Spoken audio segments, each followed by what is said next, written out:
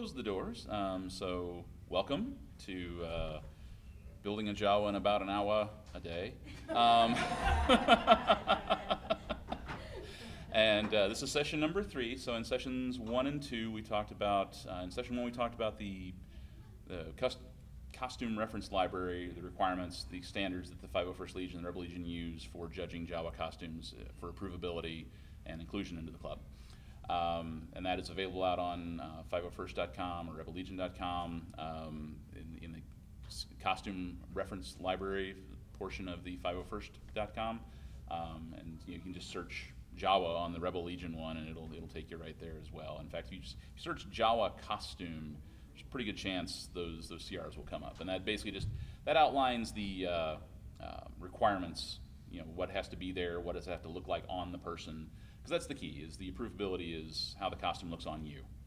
There's no such thing as buying an approved costume already, because if it was approved on somebody else, that person's not you unless you have an identical twin.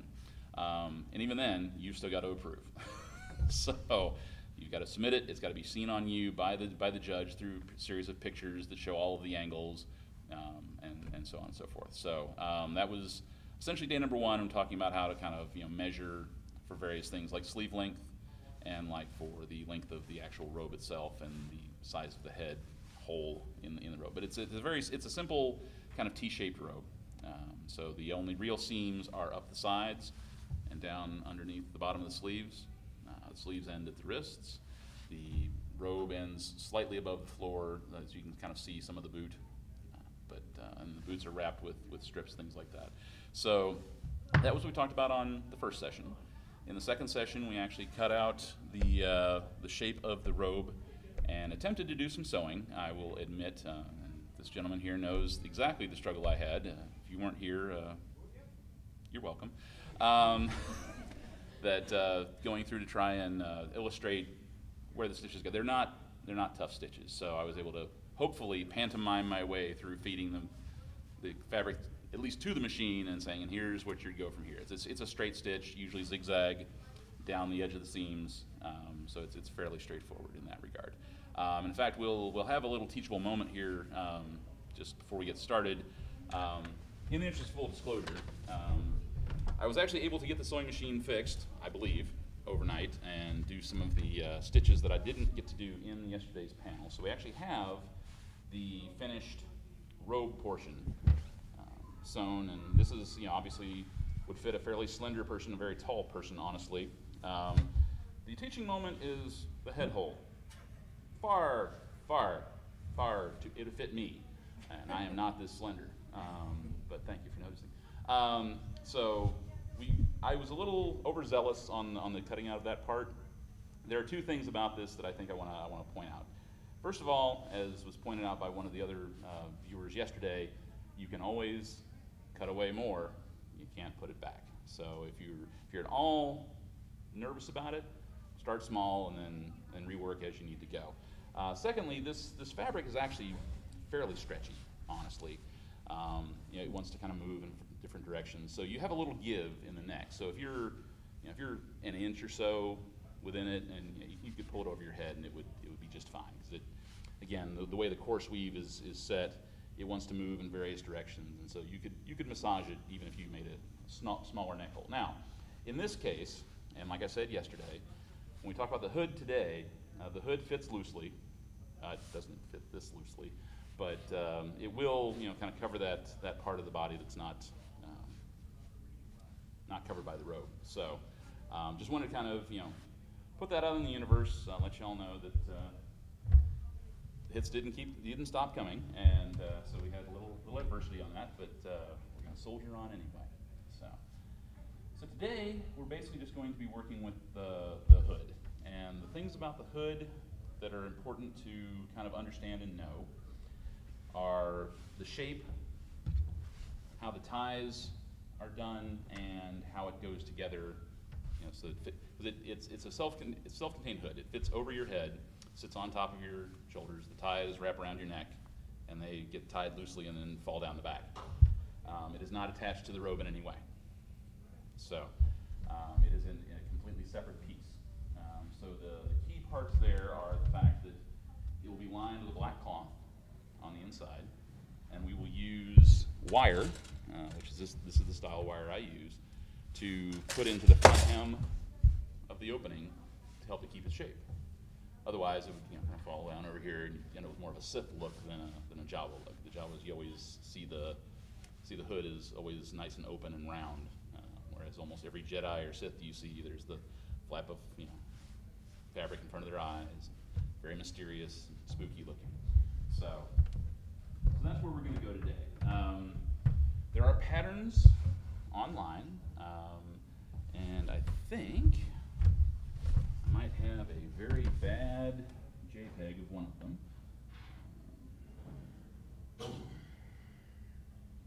Assuming I can get my computer to work. Actually, let's do it this way.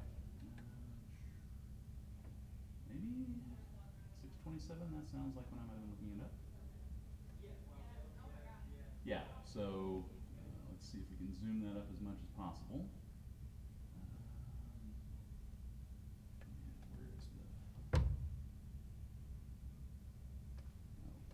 I don't want to edit in Designer Online. Just show me the super picture. I think it's I think it's just to the right of that is the one more and one more. Yep. Right? That one? Yep. Yeah. There we go. I think we're at a better angle to see it. Possibly.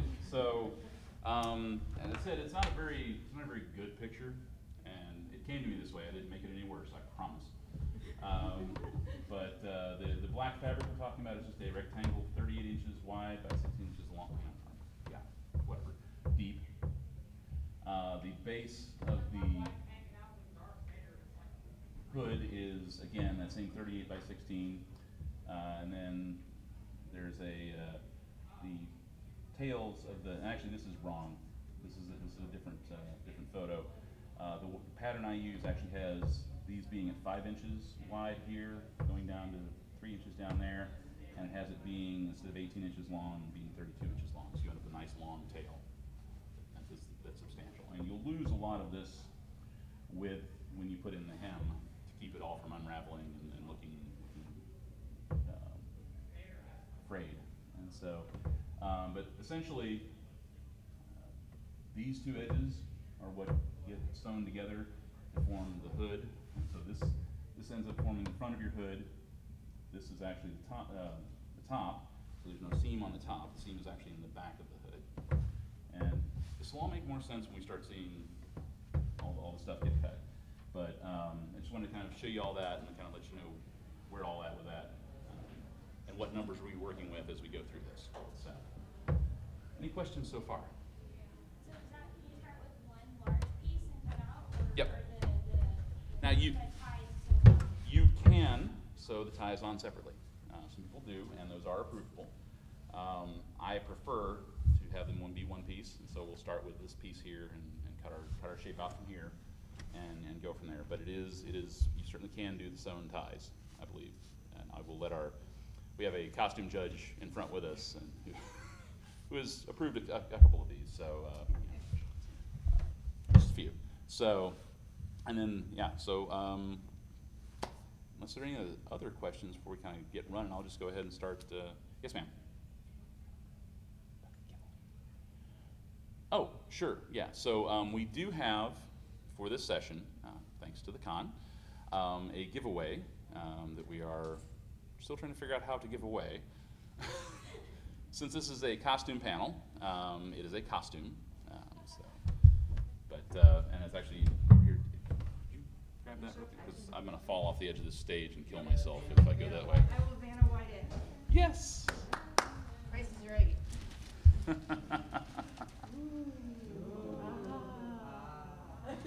So, very good. So, all right. Any other questions, real quick? Are there patterns available anywhere online? So this is the closest I found to a pattern for this hood. And the robe itself, again, is just that kind of that T shape, and depending on the person you're fitting it to, I think there are on the forums. So I'll give you the whole spiel. So detachments are the way the 501st and Rebel Legions organize different kinds of costumes. For the 501st, the detachment that includes the Jawa costume is called Crate Clan, K-R-A-Y-T, Clan. The same set of costumes under Rebel Legion would be under a detachment called Wretched Hive, and that's the aliens in the good guys, or the not exactly bad guys, since Jawas kind of straddle both. You can actually be approved in both legions with the same Jawa, typically. So, depending on your judge. But as I said, so each of those detachments maintains a set of internet forums, and those are question and answer boards and things like that. And so there'll be topics and lists and things like that. And there's a lot of information about the build on there. So the typical way you would do that is and you can sign up for those forums before you're a member. And those parts of the forums are available. There are members-only parts, which you won't get to until you actually are a formal member. But all the build information tends to be out there available to the non-member public by signing up as part of that detachment. So the typical way you do that is you sign up, go make a post and say, hey, I'm looking to build a Jawa. Can you give me any pointers? And you can do some searches on the various topics. They'll be listed. Each of the characters will tend to have a fairly broad topic heading to start from, and then work your way down. And so there'll be there's one particularly active lady out there who does. Is her last name Prishaw, perhaps? Anyway, yeah. So she has a lot of information about the patterns and things like that. And so I tend to be more of a fly by the seat of my pants sort of person. And with this particular panel, I've been trying to illustrate that it doesn't take a lot of necessarily stress and all of that to get to this point. It is an easy costume to start, and it is relatively forgiving in that regard. So, all right, very good. So with our roughly square cloth here, I think it's maybe 52 inches by 53 inches. The first thing we'll want to do is try and lay out our 38 inches along the back. And I have forgotten my straight edge, so I'm going to go grab that. Continue Savannah if you would like. No, that's okay. I mean, everyone enjoys the straight edge. It's practically its own character by now. It does not yet. Maybe that'll be our contest for the giveaway is name the straight edge. Whichever one has the best name. That's not how we're going to do it. Okay, awesome. Oh, Michelle has promised us some trivia, so. All right, so actually, I think what I'm going to do is, I pointed this out yesterday, but since a lot of you are new from yesterday, this is monk's cloth, and this is the cloth we use to build the Jawa robe out of. This is usually available at larger fabric stores or online. I typically get it either unbleached or white. There is a color called potting soil brown, which can be approvable on its own without having to dye. I generally get it unbleached and then dye it myself in the washing machine. But usually what it'll come to you with is the side edges, the narrow portion of your length will be sealed up like this with a bit of fabric so that it doesn't actually fray, whereas the edges along the bolt will tend to if you don't sew before you pre-shrink. But anyway, for this case, because this edge is the one I'm going to push together to make the hood, I'm going to go ahead and leave this edging here so as to just go ahead and give me a little better surface to sew into. So I'm just rotating my square of cloth so that my edge, and that is going to fall off if I don't pull some of it up here.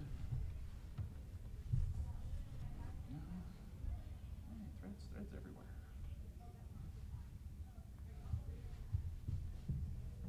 All right. So, and if you were here yesterday, you also know my fondness for using masking tape as a marking tool. So, if you weren't here yesterday, you get the treat of figuring that out all on your own. So, all right, so we'll just go ahead and look at our 38 inches, and I'll just throw a little piece of tape there.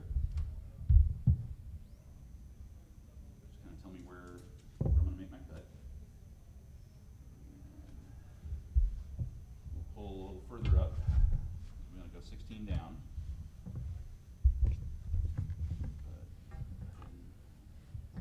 That again, flat and straight.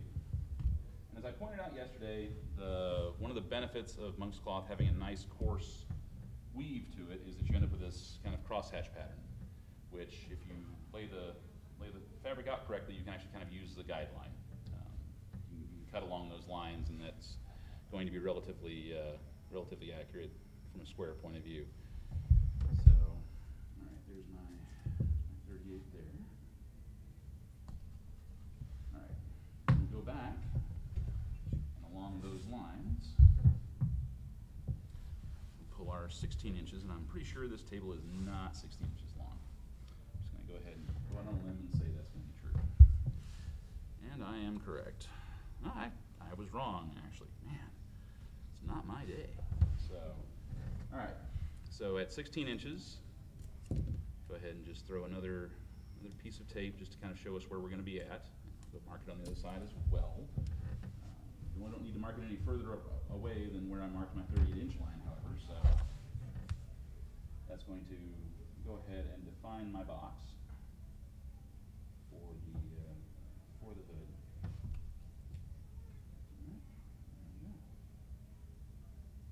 So from here, I will throw a longer line of tape along that grid pattern. Make it nice and convenient to cut. And you don't have to use the tape. If you want to use some sort of marking device or what have you, please feel free to use what's comfortable for you. I just happen to have a lot of blue tape around all the time, so it's an easy commodity to work with. And again, we're about to fall, so let's gather up the slack, slide things off a little bit more, get my cut line more toward the center, get everything straightened out again.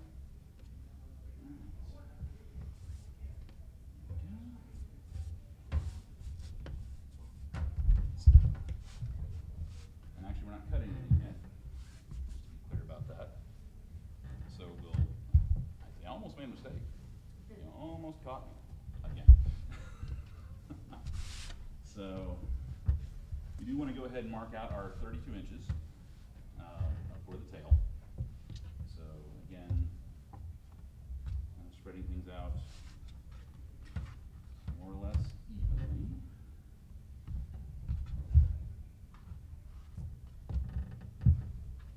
And if you were to walk up here, you would notice what I've just noticed, which is that these cutting boards I'm using actually have inches marked on them. But because I've taped them together, there's some squirreliness in the numbers, so I'll go ahead and still use the straight edge.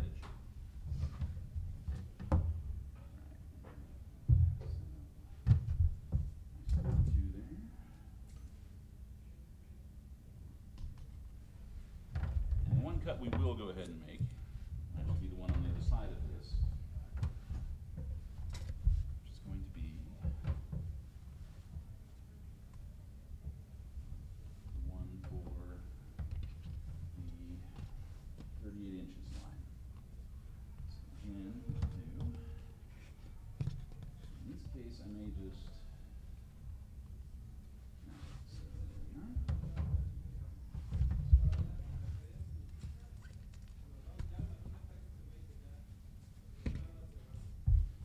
Chris is working on that cut. I'll go for our first trivia question. First hand up. Go ahead and do that. We'll start off easy. Variations on what line have made it into every film in the saga? Have a bad feeling about it. Yes. Good job.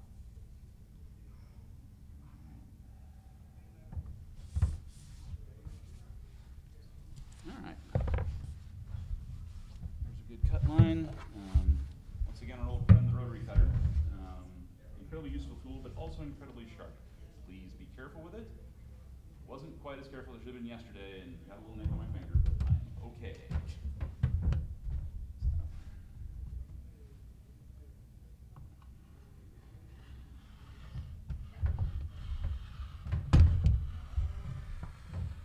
But it does make cutting this fabric as easy as slicing a pizza.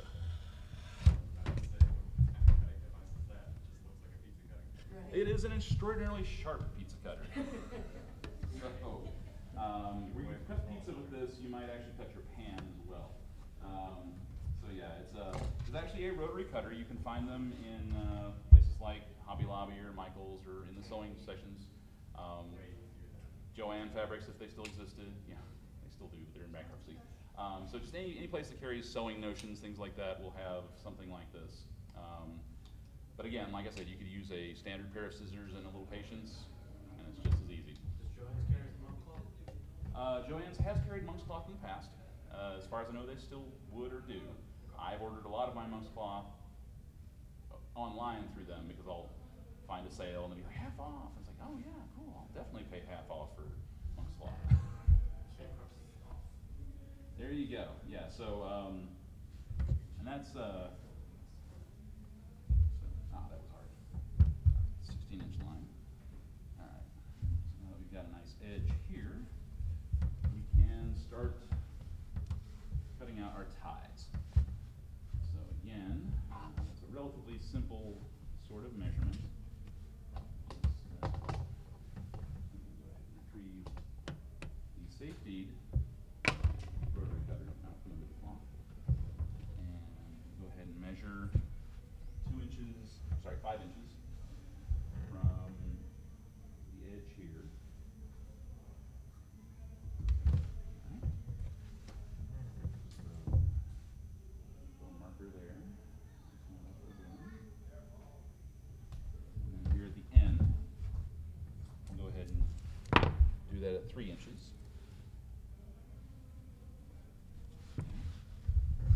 Just take our spiffy handy piece of tape. And actually, we don't even need the tape for this. I'm going to go ahead and save that for a rainy day. And just, since we have the whole length of the straight edge available to us, we can just go ahead and cut that out directly. So we start right there. Running down the edge of the straight edge is actually even easier than what I did before. So that separates nice and cleanly. We've got that tail taken care of. We'll turn it over and do the same thing on the other side. And you will note that we're probably going to end up with a lot of extra cloth just from cutting out these tails, because we'll have 32 inches of mostly the middle that we're not using at the moment.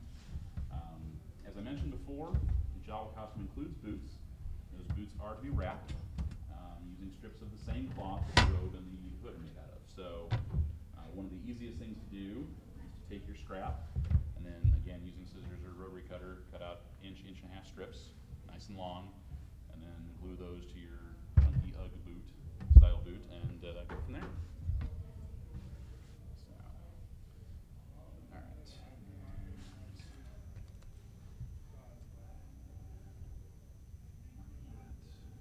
such. We'll go for another question. This was a little harder, at least for me, to understand. What type of dog was the inspiration for Chewbacca, according to George Lucas? A hard one. Sure.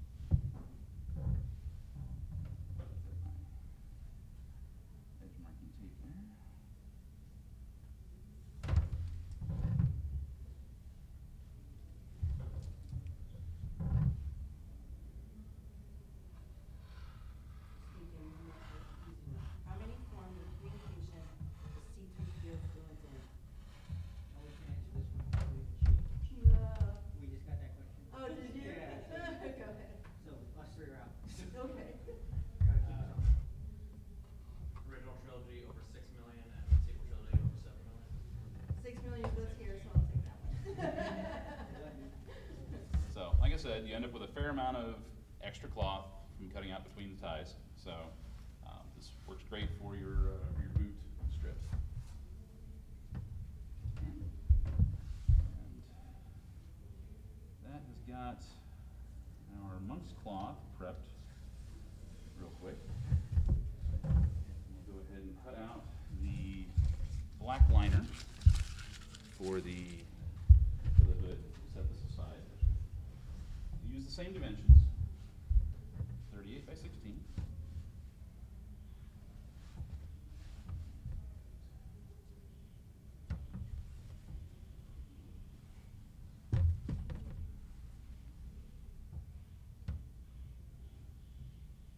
So if I were to ever do this again, and I'm going to go ahead and regard that as highly unlikely, I would probably bring my own table. These narrow tables are not a picnic to try and work with. Not that they're terrible for what it is they intend to do, but for what I'm trying to use them for, they are certainly a challenge. I think we can fold the outside of it up. Yeah. Possibly, and I don't want to reconfigure the room too much, though. Okay. You know, that's, I mean, I appreciate the thought, and I think I had that same thought yesterday during the 501st Q&A. It's like, oh, I bet those panels come up. But then I immediately thought, but then we had to put them back down after the end of it, and, you know, trying to get out of the room to clear the next, because I hear the next guy after this one is a real hard guy to get along with.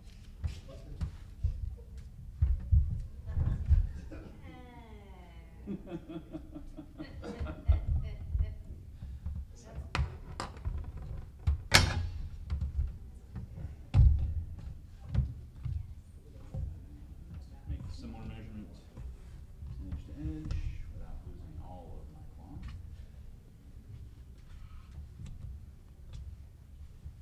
Straight lines, damn it. All right.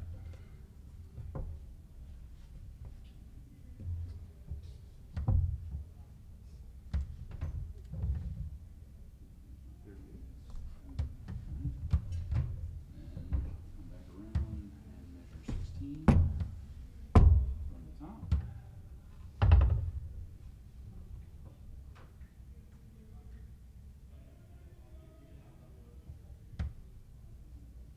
doesn't look right. I'm gonna have to remeasure something.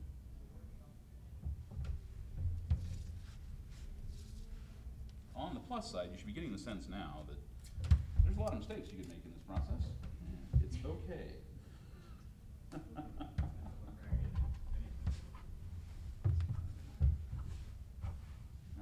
so let's actually do this.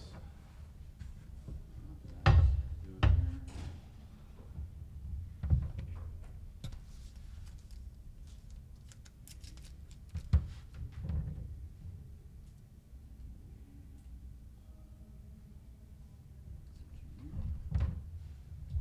Make my life a little easier on myself. I try anyway. Take my full length of cloth, because I seem to have a problem with the width I measured out just a second ago. Go ahead and just cut it off at the 16-inch mark. And we'll measure the 38 on the much smaller and easier to manage parcel of cloth.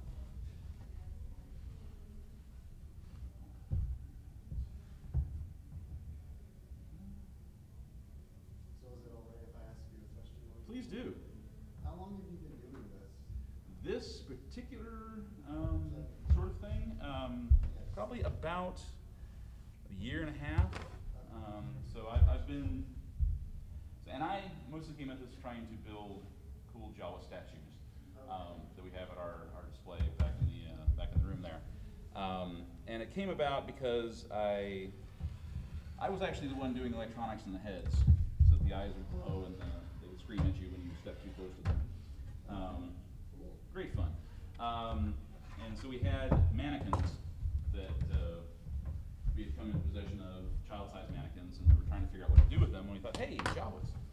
And so the person who was going to be doing the robes originally ended up having other things, other priorities crop up, and they weren't getting them done in kind of the amount of time that I would hope for. And so we were coming up on a kind of a major event that I really wanted to kind of have the Jawas ready for. And so I said, well, let's just go ahead and take a weekend and give it a try. And so I did, and never having used a sewing machine in my life before, and you would argue that I still haven't really done so, because I've done it so not the right way. But in any event, that's kind of where that all started, and that was about a year ago. It was one of the summer cons we were trying to get ready for. But as far as the Jawa project itself, it actually is more like about 2 years, all told. And I have been involved with the 501st and the Rebel Legion in some capacity or the other for about 7, 8 years now? Since 2018. Since 2018 or 17? Well, that's when I got approved on my testing, so. Okay, so 2017, 2018, and I would do mostly handling support for her costumes, help her get dressed and not stop in the potholes and not kill herself in an escalator, things like that. And so, but you know, one of the first things you do when you take on that sort of role, kind of adjacent to the Legions, is people will ask you at dinners and events and on the street, wherever you happen to be, hey, when are you going to join? When are you going to get a costume? What costume are you going to do? And eventually, you kind of internalize all of that and say, well, maybe I should do a costume. And then COVID hit, and I had a bunch of time on my hands, and so I said, well, now might be a good time to start a costume. So you've been doing costume things for a long time? Actually, not really a long time. It wasn't too many years before Michelle started to want to join the 501st that we even had got into it. She'd gotten into cosplaying separately, like 2015, something like that. So our first convention was in 2015. It was Fan Festival over in Irving, and she went in costume, and I did not. And I have attended far more conventions out of costume than I have in. But it turns out that I like doing things. I like tinkering. I like making props. I like, you know, being helpful, being useful, those sorts of things. And so that's where my involvement really came in, was that Michelle was doing the costumes, and I was doing the things that make the costumes interesting, better, you know, and all that sort of thing. So I built a fantasy staff for her plague doctor, steampunk style plague doctor, and all of that. And so yeah, it's but it has been a full 6 or 7 years for sure. And then my in having my costume started in 2021, actually 2021, I originally started off thinking I was going to do one. I ended up doing 3, starting 3 at the same time. I ended up completing 3 about within 6 months of first to last. So, you know, it's safe to say that I enjoy it. So, all right, so for the next step, now that we've got the black fabric cut out about the same shape as the interior of the hood, use a spray adhesive, and I'll try to not cover the entire world in it. But essentially all we're trying to do is get it to tack to the cloth. And that's just going to make it easier to sew later on. It turns out if the inner black kind of billows a little bit, that's actually not a bad effect. So, all right. Probably start this in a corner. Tack down.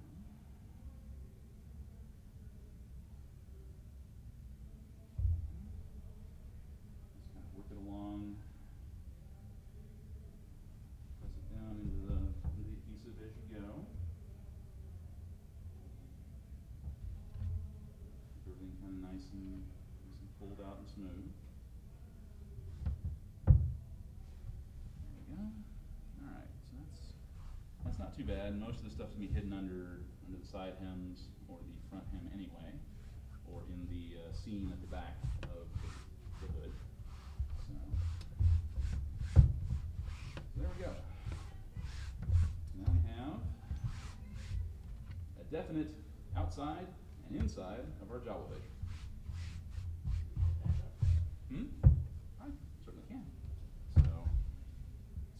right now. It will not look a whole lot different until we get the actual back seam put in. That's going to be one of the last things we're going to do, because all the rest of the sewing is actually easier without having to mess around with the shape that that seam creates for the hood. Before I accidentally sit on it, part of the straight edge. Keep an eye on my time here. So we're about 20 minutes left. So probably cover this in broad strokes, just to give you an idea of where we're going with it, since I have apparently taken a lot of time cutting things and telling you stories. So, and there's still time for the sewing machine to fail egregiously too. So let's not forget that. All right. Hopefully the camera view is there to kind of give you an idea of what I'm doing as I do it. So what you're basically going to do is you're going to create a hem along each side. So we'll start with this side, and I know that Julie leave? Good, Julie left. Awesome. No, someone who knows what they're doing with a sewing machine would probably pin this and do it right. And I'm not intentionally doing it wrong. I'm just doing it in a way that makes sense to me. My approach to the sewing machine has been more like a woodworking power tool than like a home ec piece of equipment. And so this feels more like a bandsaw to me. And so feeding material through a bandsaw, following a line, things like that. So the idea of having to manage the cloth as it hits the foot and goes under the needle is really not that big a problem for me, especially for something this rough and this kind of, let's say rustic, because that's what chefs use when they make sloppy cuts and want to serve you something anyway. Rustic, it's rustic. So, and we'll just go ahead and we've got our thread in there, and so we'll just start the stitch. And I've never felt the need to be in a great big hurry with any of this, although in the interest of time here, y'all might want me to hurry a little more, but it also gives you more of an opportunity to kind of fold the fabric at that same length as you're feeding it into the foot. And so I'm just doing that as I go down the length. I'm going to goose it just a little bit, because I feel like I can handle the extra speed. Hopefully no dead man's curves coming up. So, so Michelle, do we have another trivia question? Yeah, let's go with what species is Greta? So I believe the question was, what species is Greedo? Yes, good job. Yeah.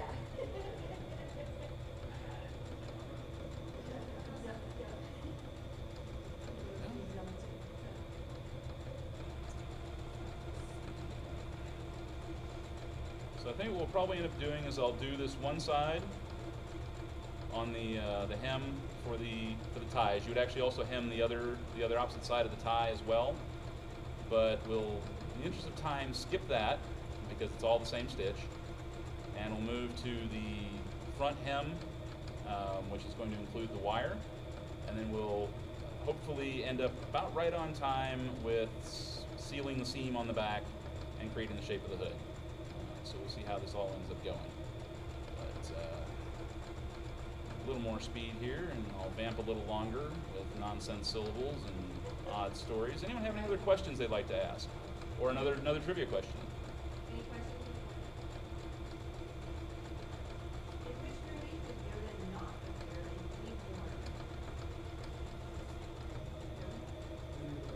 Yes.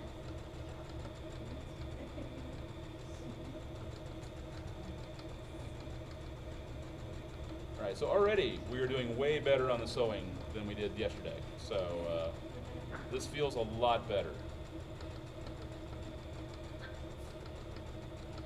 All right, so again, it's taken us a couple of minutes here, 2 or 3, maybe 4. Certainly not the eternity it seemed like it's been. Go ahead and seal that off a little bit with reverse stitch. Pull it out, cut off the excess. And there is our first edge along the side, so that is going to be the bottom, it's going to be the bottom of the hood and the bottom of the tie. So for the wire, for the rod, you know, the shape of and the front hem, what I will do is cut a diagonal about 3/4 of an inch in here and here.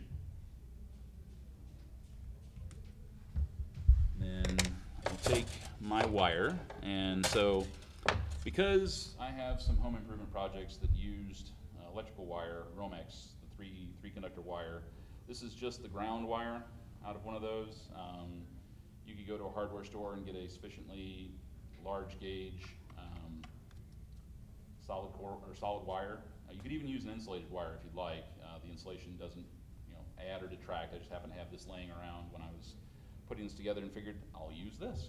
Would aluminum wire also work? Aluminum wire would work. Any wire that has some sort of bend to it and will keep its shape should work fine. Yeah. I have plenty of this thin aluminum wire and that whole spool of 150 feet. Right, and so, you know, again, the only real thing to watch out for is how thin it is. If it's too thin, it's not going to keep shape as well. But, you know, like I said, so this is, I find this works out really well. So this particular gauge of wire. Unfortunately, I don't really have the proper tool, so I'm kind of going to jury rig this.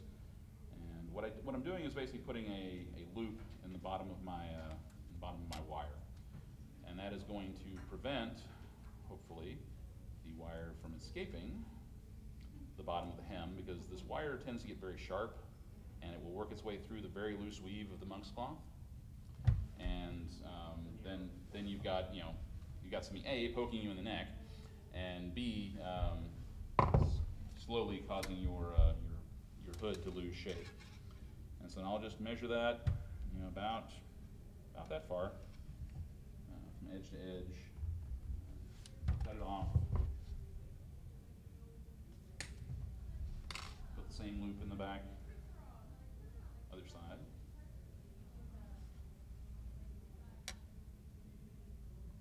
There we go. Flatten that out just a little bit.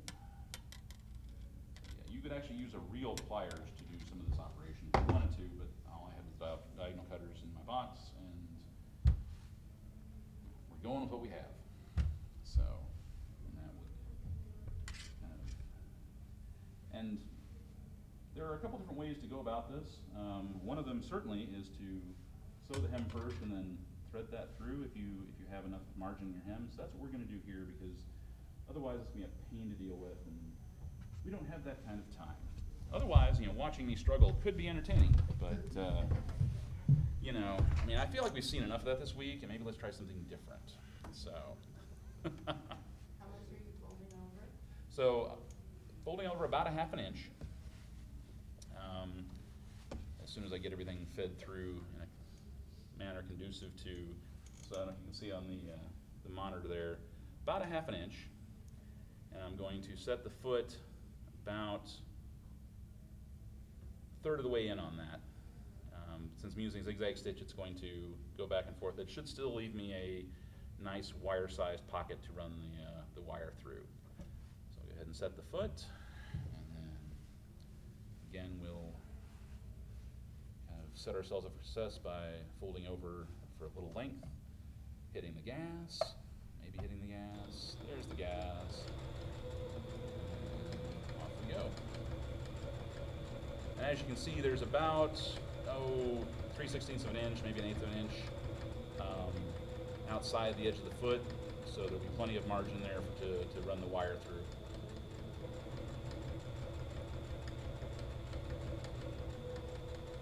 Come on, there we go. And keep it from walking. There we go. A little too much gas. And again, a very forgiving costume because, you know, we're talking about aliens on a different planet, so. In the sand, you know. So, I mean, I'm not talking down the Jawas. I love Jawas. If I didn't, I wouldn't have one sitting on my camera. But, which by the way, thank you, Nicole. That was an awesome thing to receive this morning.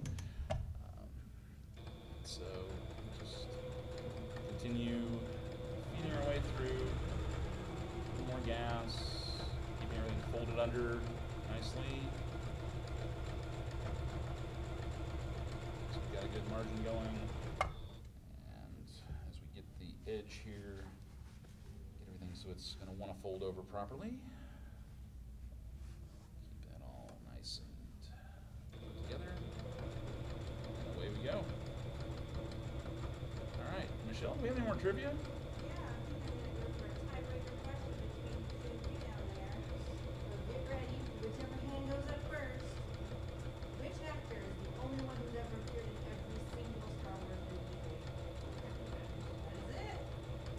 We're gonna go ahead and give the winner.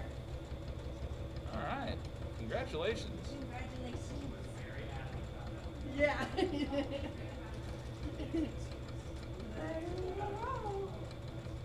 All right. Okay, so that is the front hem, and I will hold this up here in a second to kind of show you what we ended up with. So, front hem. There you go. Go ahead and grab our piece of wire. Thread that through really quick. A slight snag, but I think that's more to do with the wire than the cloth itself. So anyway, if this takes more than about another second to resolve, we'll go ahead and go after the back seam rather than mess around too strenuously with this. Oh, there we go. Powered our way through. All right, and yeah, so I think I left a burr on that wire, so that's what's causing it to catch. So we'll go ahead and abandon that briefly in the interest of showing you something new and interesting as opposed to something old and not all that interesting. That's the next panel, right? Exactly. Everything new is old again. So, all right, and so I will go ahead and actually account for the seam as I put this together. The key here is to fold it so that the outsides are together, so that you're ending up with the seam that is going to be on the inside. Again, like this. And if you manage all the things you left hanging because you didn't have quite enough time to realize the vision. Again, feed under the foot, and right on the inside of your black fabric would be great. Right on through.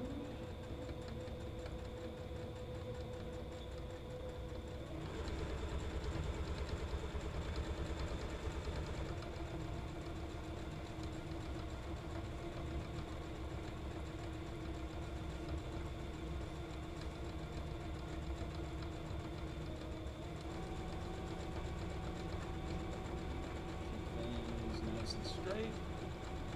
All right, are there any other questions from the audience since we've resolved the giveaway issue? Yes, sir. Is this recorded and available for public access? So it is being recorded. Yeah, that is true. And I'm not sure what. So it's being recorded by both the convention and by our organization. It is my intent, hopefully, if we end up with something usable, to make this available after the fact. I don't know what the convention plans to do with their footage. So on the website. So yeah, so this should be available as well as the other two sessions from earlier. So just in case you felt like you missed out on a lot more of this comedy gold, should be available. I learned better from videos. Understood, understood. So, all right, so having thrown that seam in there, we simply take our hood, turn it inside out, and get that nice little point. And so we don't stab ourselves in the eye with our half-fed wire.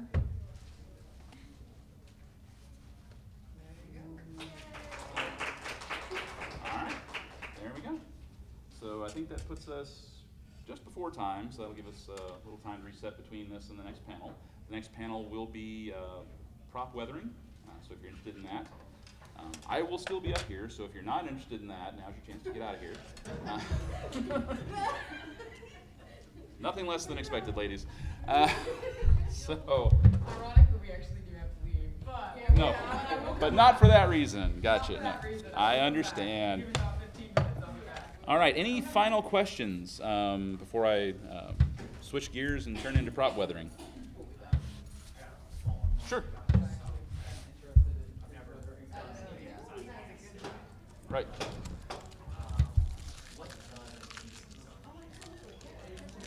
I think. Right. So I think this one, which was kind of entry level one, was about 200. It was under, yeah, it was, Something under 200.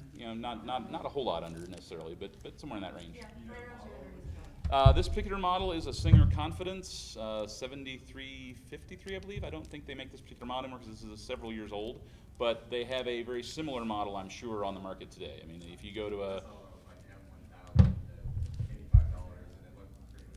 well, and again, I mean, the differences are mostly going to be in how heavy duty fabric you can put through it, how reliable it's expected to be, things like that. So, again, I tend to be, if I'm buying a tool, I want to buy something quality, unless I'm only using it once.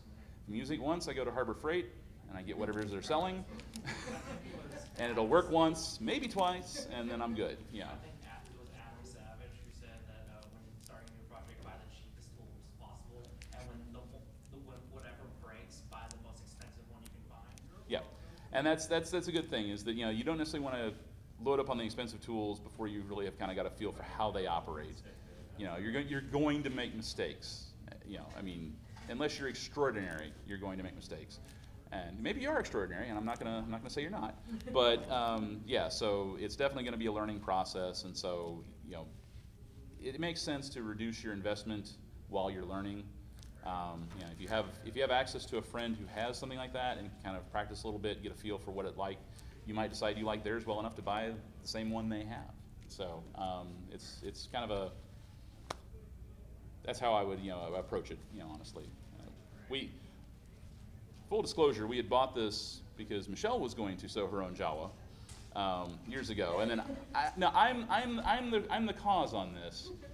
I went ahead and commissioned a Jawa costume for her from a vendor for Christmas one year, and removed the need for her to sew her own Jawa costume. So we had a sewing machine and nothing to sew until I decided I needed to produce 4 Jawa costumes in a hurry for a bunch of statues. So, so all right, well. With a sewing machine, it also depends on how many belts you have. Sure. If you want one that you do all the fancy stitches and all those things, it's going to cost you more. If you want something that's pretty simple, it's going to cost you a little less. I mean, this particular model has like 30 stitches available. I think I've used 4 of them. And I think that's mostly out of curiosity. I think I could have gotten by with 2. But so the straight stitch, zigzag stitch, especially the zigzag stitch for the Jawa, is a nice thing. It tends to lock those threads together fairly nicely, keep it from fraying where you don't want it to fray. So, other questions? I'm sorry. No, go ahead. Continue on with it, because I know as someone who does leather work, I know leather stitching machines are thousands. Well, and that's going to be that's going to be mostly because of the amount of force you need to be able to put that needle through the material with. With a sewing machine, you're usually dealing with fabric, woven fabric, knit fabric, things like that. And so it's a little less pressure required. Turns out that animal skin has a purpose, and that's to keep the animal's insides inside. So it tends to be a little durable. So. Right. Like an $89 leather sewing machine that's like hand crank. Just the most dangerous looking thing you've ever seen. And it's like, it works. I'm gonna have to go look afterward and see where I can find that, because that sounds like it's right up my alley.